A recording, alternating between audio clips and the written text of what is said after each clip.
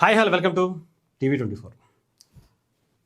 జగన్మోహన్ రెడ్డి గారు as it ఈజ్గా ఎలా అయితే క్రిమినల్స్కి అందరికీ బేవారసు బిచ్చా వాళ్ళందరూ ఉంటారు కదా, ఇంకా డొకాయిట్లు అందరికీ సపోర్ట్ ఎలా చేస్తారో అలాగే చేసుకోవడానికి నిన్న గుంటూరులో అడుగుపెట్టారు. ఇక్కడ అడుగుపెట్టడంతో ఆయన ఏం మాట్లాడుతున్నారో ఒకసారి మీరు వినే ఉంటారు. ఇప్పటికే ఒకసారి ఆయన కానీ మీకు చెప్పేటువంటి ప్రయత్నం చేస్తారు.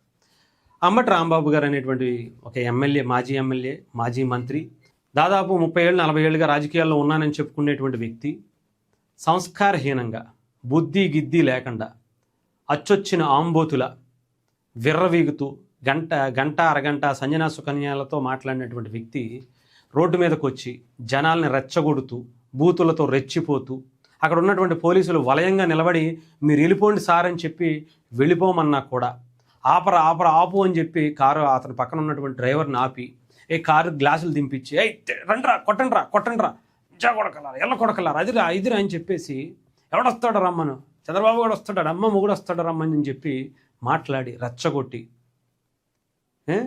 అధికారంలో ఉన్నప్పుడు ఇదే భాష, అధికారంలో లేనప్పుడు ఇదే భాష, అధికారంలో ఉన్నప్పుడు ఇదే భాషతో రెచ్చిపోయి మీ విధ్వంసం సృష్టించి అరాచకాలు చేస్తారు.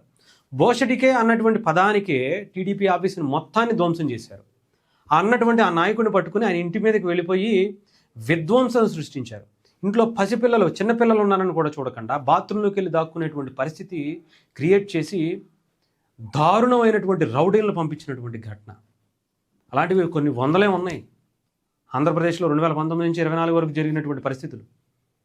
అలాంటివి మీరు అధికారంలో ఉన్నప్పుడు చేసి బోషడిగానా అనేటువంటి పదానికి కొత్త అర్థాన్ని తీసుకొచ్చి అతని మీద కేసులు పెట్టి లోపలేసి అతన్ని చిత్రహింసలు పెట్టినటువంటి పరిస్థితి ఉంటే, మరి ఇప్పుడు ఎలకొడక అన్నటువంటి అంబటి రాంబాబు గారిని అచ్చొచ్చిన ఆంబోతులా రెచ్చిపోతున్నటువంటి పరిస్థితిని, చేసిన తప్పు పనికి ఒక ఫ్లెక్సీ కడితే అక్కడికి వెళ్ళి దాన్ని అధికారంలో మీరు లేనప్పుడు మీతో చించుకునే, అధికారంలో ఉన్నప్పుడు మీరు చింపేస్తానంటే చింపించుకుంటారా?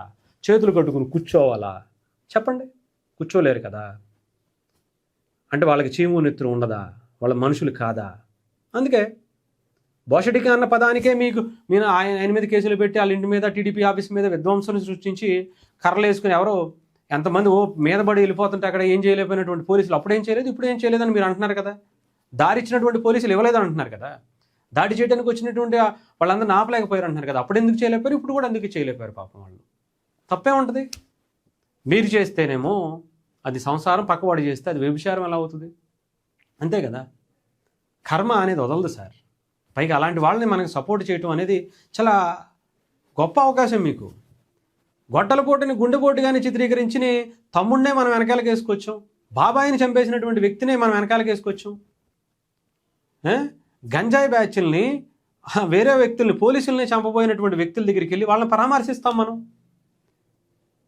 మర్డర్ చేసి డోర్ డెలివరీ చేసినటువంటి వ్యక్తుల దగ్గరికి వెళ్ళి పరామర్శించి వస్తాం మనం. అలాంటి వాళ్ళని భుజాన్ని వేసుకుని తిరిగి వచ్చి మనం సీట్లు ఇస్తాం. మంచివాడు, సౌమ్యుడు అని చెప్తాం మనం. అరగంటలు వేసి చూపించిన వాళ్ళని కూడా పార్టీ నుంచి సస్పెండ్ చేయం మనం.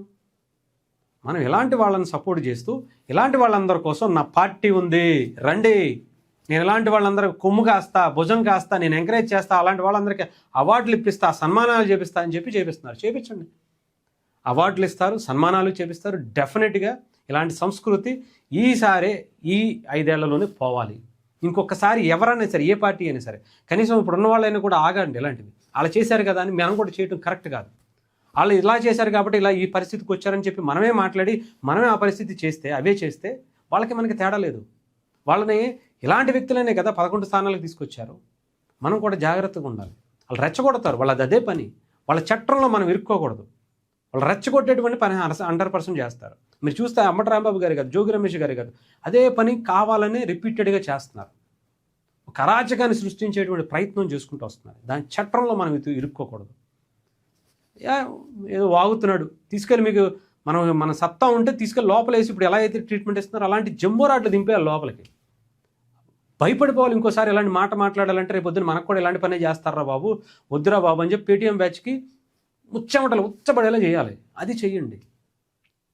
ఇంకా జగన్మోహన్ రెడ్డి గారు అంటారా, ఆయన అంతే, ఆయన పార్టీ సిద్ధాంతమే అంతే. చెప్పాలంటే డెకాయిట్లకి, ఇలాంటి అరాచకాలు, విధ్వంసాలు సృష్టించిన వాళ్ళందరికీ ఆయన పార్టీలో స్థానం ఎలిజిబిలిటీ ఉంటుంది, లేకపోతే ఉండదు. మినిమం ఏదో మినిమం డిగ్రీ ఉండాలంటారు కదా, అర్థం చేసుకోవాలంటే మినిమం కేసులు ఉండాలి ఆ పార్టీకి వెళ్ళాలంటే.